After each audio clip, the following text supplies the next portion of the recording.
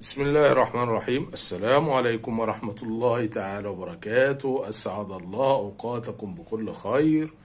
رزقني الله وإياكم الفردوس الأعلى من الجنة. وعودا حميدا مع مستر محمود عبد المحسن. تحية وتقدير للسادة المتابعين والمتابعات متابعين قناة مستر محمود عبد المحسن. ومع وحدات جدارات مزدوج التعليم الفني الثانوي الصناعي، ودراسة لكل وحدة تعليمية تدرس بمنهجية الجدارات. تعليم جديد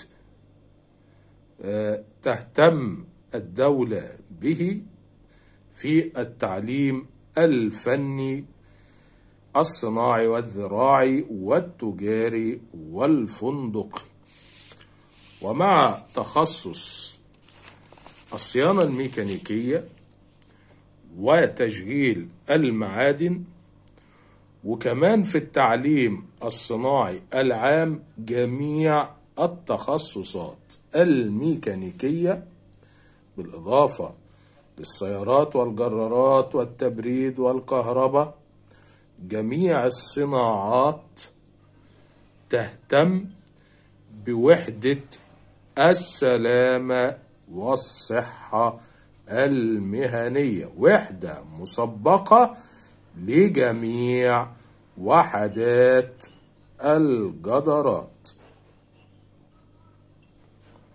الإخوة المتابعين، السادة الأفاضل المشاهدين، من زملائنا المعلمين المدربين المقيمين المحققين، السادة أبناءنا الطلاب، أهلا وسهلا بكم في وحدة السلامة والصحة المهنية. ولماذا هذه الوحدة تهتم بها الوزارة؟ لأن تكون وحدة مسبقة في جميع التخصصات. زملائنا في التعليم، تحية وتقدير مني لكم. معكم دائما مستر محمود عبد المحسن. ونبدأ.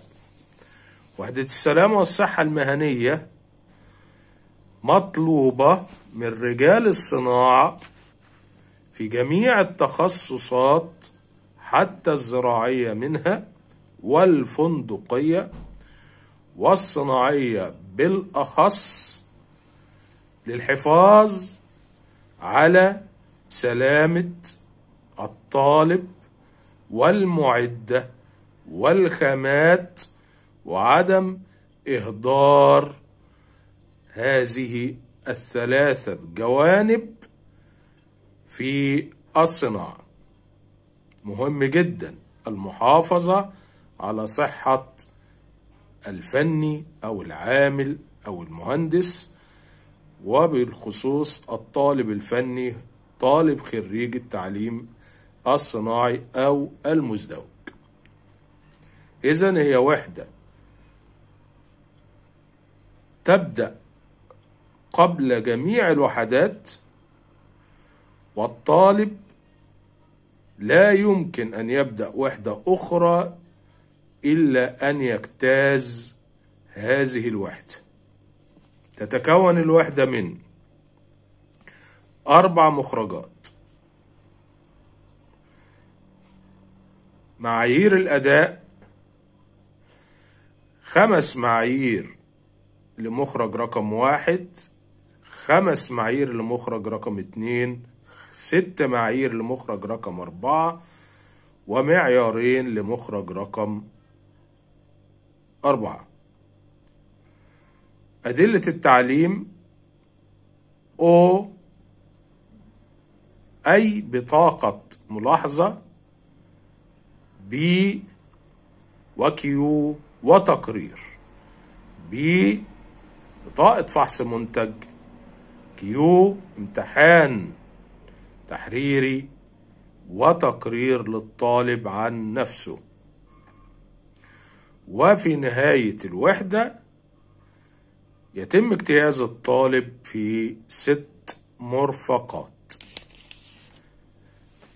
هذا اللقاء الأول